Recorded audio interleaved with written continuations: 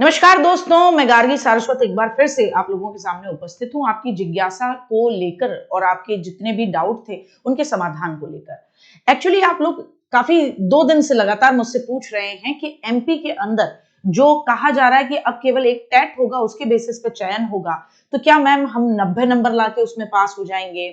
और मैम क्या सिलेबस कितना क्या रहेगा? ये सारी चीजें तो आप इस वीडियो को अंत तक देखिएगा। 4 मिनट में मैं आपको सभी महत्वपूर्ण बातें बताऊंगी। देखो भाई, शिक्षक भर्ती प्रक्रिया में बड़ा बदलाव को लेकर यहाँ बात हुई कि चयन प्रक्रिया में अलग से टेट के अलावा खत्म कर देंगे, पात्रता परीक्षा से ही सिलेक्शन होगा। हुआ क्या, शिक्षक भर्ती को ये कहा गया न्यूज़पेपर के अंदर, मध्य प्रदेश के अंदर उस पर बातचीत चल रही है कि भैया हम एक बार है ना टेट कराएंगे और व्यक्ति उसका आजीवन पात्र रहेगा और उसके अलावा हम कोई एग्जामिनेशन नहीं कराएंगे। इसी से व्यक्ति जो है वो पास, इसी के अंदर मेरिट जो आएगी उसके बेसिस पर हम क्या देखेंगे, सिलेक्शन देखेंगे। ठीक सा, आगे बढ़ते हैं। इन्होंने कहा कि सबसे पहले हम ये कहेंगे कि कोई सुपर टेट या कोई एक्स्ट्रा एग्जामिनेशन हम करना बंद करा देंगे। यानी एक बार आपने पात्रता परीक्षा दी, एमपी के अंदर टेट दिया, उसी के बेसिस पर हम सीधे फाइनल मेरिट लिस्ट बनाएंगे और नौकरी देंगे। और ये टेट हम लाइफ टाइम क्या कर देंगे, वैलिड कर देंगे। अच्छा, जो ऑलरेडी वर्किंग है उनके लिए भी कहा कि पहले से पढ़ा रहे 1.5 लाख टीचर्स की नौकरी बचाने के लिए 2 साल के अंदर, आपको पता है सुप्रीम कोर्ट ने कहा है टेट पास करना जरूरी है, सितंबर 2027 तक का टाइम दिया है। अब इस पर बात निकल रही है कि कुल कितने पद होंगे।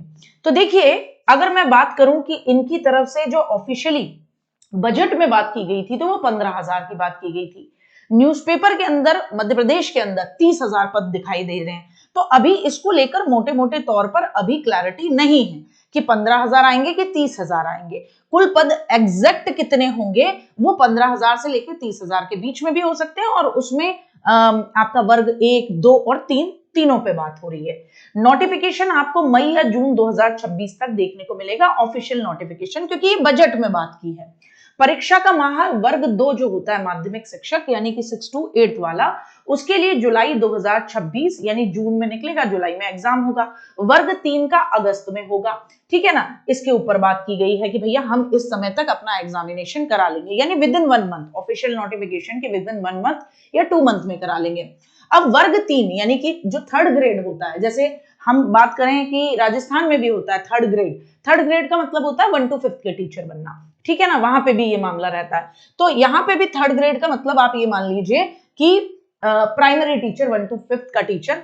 आपको सभी विषय पढ़ने होंगे, maths, Hindi, English, science, GK, GS, बच्चों के साथ एक्टिविटी, है ना, मल्टी डिसिप्लिनरी पाठ्यचर्या, इनके बारे में। वर्ग 2 जो है, 2nd ग्रेड जो है, वो 6 to 8 के लिए है। अपनी ग्रेजुएशन के अकॉर्डिंग एक विशिष्ट विषय के आप शिक्षक बनते हैं, उसमें आपकी ग्रेजुएशन होनी चाहिए और आपको उस विषय पर अपनी अच्छी जानकारी होनी चाहिए। अच्छा, वर्ग 3 यानी प्राइमरी टीचर के लिए जो रिक्वायरमेंट होती है, इससे पहले जो एग्जाम हुआ था उसके बेसिस पर कि भैया 12th में 50% और आपने डीएलएड करा हो या फिर आपने ग्रेजुएशन करा हो और साथ में डीएलएड करा हो। आपको पता है बीएड वाले तो अब इसमें मान्य है नहीं, सुप्रीम कोर्ट की गाइडलाइन के अकॉर्डिंग 1 to 5th में वो जा नहीं सकते। वर्ग 2 में आपने ग्रेजुएशन के साथ 50% प्लस बीएड किया हो या ग्रेजुएशन के साथ आपने डीएलएड किया हो। तो वर्ग 2 यानी 6 to 8 के अंदर मामला ये है कि डीएलएड वाले दोनों जगह भर सकते हैं। यहाँ पर डीएलएड और बीएड दोनों मान्य है साहब। अच्छा साहब, सिलेबस क्या रहता है? अगर मैं वर्ग 3 यानी 3rd ग्रेड के सिलेबस की बात करूं तो सीडीपी जो आती है वो 30 नंबर की आती है, लैंग्वेज 1 30 नंबर की, लैंग्वेज 2 30 नंबर की, गणित 30 नंबर की और ईवीएस भी 30 नंबर की आती है। यानी कुल मिलाकर जिस तरीके से आप यूपी टेट के अंदर देखते हैं, सी टेट का जो पेपर देखते हैं उस तरीके से, लेकिन पैटर्न अलग होता है। पैटर्न कैसा होता है वो मैं आपको आराम से बताती हूँ। अभी वर्ग 2 का सिलेबस देखूं तो अनिवार्य 30 अंक, हिंदी 8 नंबर की आती है, मतलब 2 भागों में बांट दिया, हिंदी 8 नंबर की, अंग्रेजी 5 नंबर की, जीके और रीजनिंग 7 नंबर की और पेडागोजी 10 नंबर की। तो ये इस तरीके से यहाँ पे 30 नंबर और 120 नंबर आपके मेन सब्जेक्ट के होते हैं, गणित, विज्ञान, सोशल साइंस, हिंदी, जो भी आपका विषय होगा जो पार्ट 2 के लिए आप भरेंगे। अब देखिए पासिंग मार्क्स क्या है, तो देखिए अदर स्टेट वाले जो भी बच्चे पूछते हैं कि ऐसी वैकेंसीज में हम अदर स्टेट वाले भर सकते हैं क्या, तो ये भर सकते हो आप, लेकिन जनरल में काउंट होंगे। जैसे अगर कोई बच्चा एमपी के अंदर ये भर्ती भरता है, ये जैसे ही नोटिफिकेशन आता है इसकी तैयारी में लगता है, तो डेफिनेटली वो क्योंकि उत्तर प्रदेश का बच्चा है तो वो वहां पर किस में काउंट होगा, जनरल में काउंट होगा। उसको किसी भी तरीके का रिजर्वेशन नहीं मिलेगा और जनरल की जितनी सीट होंगी उन्हीं में आप कंपीट कर रहे होंगे। तो आपको 60 अंक, 150 में से 90 अंक लाने ही लाने हैं, जो कि जनरल राज्य के लिए पासिंग मार्क्स होता है। अब देखो एक चीज गौर फरमाना, अब क्योंकि चयन परीक्षा नहीं हो रही तो केवल 90 नंबर लाने से काम नहीं चलेगा। आपको भैया जॉब चाहिए तो आपको मेरिट में लाना पड़ेगा अपने आप को, आपको ज्यादा से ज्यादा नंबर लेकर आने पड़ेंगे। तो 120, 135, 140 इतने नंबर लेकर आने पड़ेंगे ताकि आप जॉब गेन कर सकें। ठीक साहब। अब एमपी के ही जो आरक्षित वर्ग हैं, एससी, एसटी, ओबीसी, ईडब्ल्यूएस, तो इसमें जनरल वालों के लिए क्या रहता है, 90 नंबर रहते हैं। ठीक है ना। बाकी लोगों के लिए आपका क्या रहता है, 50% अंक हो जाते हैं, यानी 150 में से 75 अंक वहां पे रख दिए जाते हैं उनके लिए कैटेगरीज, लेकिन वो केवल एमपी के होने चाहिए, है ना। अदर स्टेट का एससी एसटी 90 ही लेके आओ।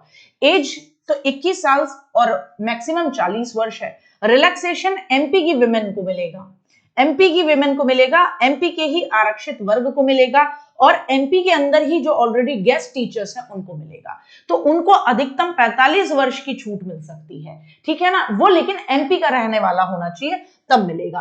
अन्य राज्यों के लिए क्या नियम है, अगर कोई बच्चा यूपी का, बिहार का, राजस्थान का फॉर्म भर रहा है तो वो एमपी में जनरल है, एज में कोई छूट नहीं, पासिंग मार्क्स में कोई छूट नहीं, पास होने के लिए 90 नंबर चाहिए और मेरिट में आ रहा है तो जनरल में ही काउंट होना है, जो जनरल की सीट होगी उसमें आप कंपीट करेंगे। अच्छा, अब इसके बारे में इन्होंने ये सिंपली कहा कि भैया देखिए सबसे जरूरी होगा कि हम मध्य प्रदेश का जो रोजगार पोर्टल है वहां हम पंजीयन कराएंगे, जीवित रोजगार पंजीयन मैंडेटरी कराएंगे। इससे क्या होगा, हर व्यक्ति जो उस राज्य का है और अदर राज्य का है, ऑनलाइन प्रोसेस में आसानी से वो क्या कर लेगा, अपना पंजीयन कर लेगा, अपना ओटीआर भर लेगा। वन टाइम, आपको पता है ना, एक ही बार में आप अपने आप को वहां पर बार बार आपको लॉगिन करने की जरूरत नहीं पड़ती, अलग अलग एग्जाम के लिए आपको रजिस्ट्रेशन करने की जरूरत नहीं पड़ती। तो वन टाइम रजिस्ट्रेशन में, ओटीआर में आपका काम बन जाता है। ठीक है ना। अच्छा, अब बात आती है कि मैम हम अगर सपोज कीजिए, जो आपका सबसे बड़ा प्रश्न है कि मैम हम अगर यूपी टेट की तैयारी कर रहे हैं या हम राजस्थान से बिलोंग करते हैं, हमने अगर रीट की तैयारी की है तो हमारा एमपी का टेट में हमें कितना फायदा मिलेगा। क्योंकि अगर मैं बात करूं आपसे कि एमपी टेट की बात हो रही है तो जो थर्ड ग्रेड है उसके तो सारा का सारा सिलेबस, सारी की सारी चीजें सेम देखने को मिल रही है। तो भाई देखो, अभी इस पे कोई कमिटमेंट कर रहा है, कमिटमेंट कोई भी कर रहा है तो वो मूर्ख बना रहा है आपको। क्योंकि रीजन क्या है, अभी वर्तमान में इस इंफॉर्मेशन के बाद एमपी के अंदर एमपी टेट का ऑफिशियल नोटिस जो है वो जारी नहीं हुआ है, ना ही सिलेबस जारी हुआ है। अब अगर आप कोई चयन प्रक्रिया अलग से नहीं करा रहे, इसी पात्रता परीक्षा को चयन प्रक्रिया में बदल रहे हो, तो डेफिनेटली आप इसका लेवल बढ़ाओगे, बढ़ाओगे ही बढ़ाओगे। तो हो सकता है सिलेबस के अंदर मतलब अंतर देखने को मिले, आप पुराने वाले पैटर्न के अकॉर्डिंग ना देखें, आप उसके अंदर अपग्रेडेशन देखें।